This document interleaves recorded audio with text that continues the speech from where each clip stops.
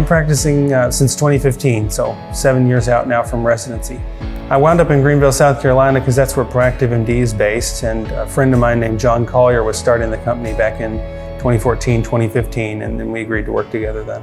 I met John Collier at a conference in Washington, D.C. that the Direct Primary Care Coalition and some other groups were putting on, so we had similar interests in medicine and felt that primary care should be delivered in this kind of unusual way.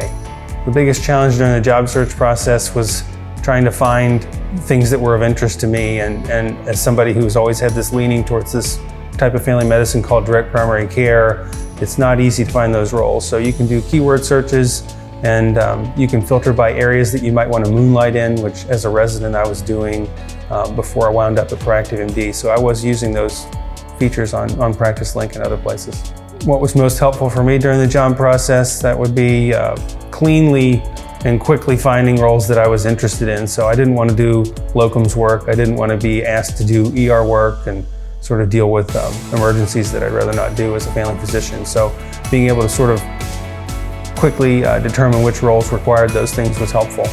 Practice Link helped me in my job search because it made it easy to sort of find an internal versus an external opportunity, figure out if it was locum or if it was long-term, part-time. You could filter by geography, you could filter by keyword or by interest within family medicine, or you could do kind of broad scope or narrower family medicine. So all those things were helpful. The most helpful aspect of the Practice Link system was their sort of clean presentation of each role.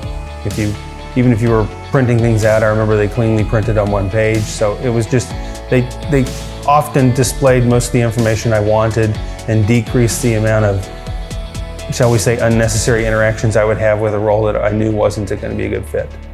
Residents starting the job search process need to have their own list of things that they expect to see in a role and state those clearly up front. Otherwise, they're going to exhaust themselves having these sort of long repeated conversations where they think things are looking good only to find out there's a major obstruction at the end. So if you state those things up front, have the nice conversations in the middle and follow it up with some sort of written contract that actually lines all that up, then you're a lot less likely to be job hunting again in a few years.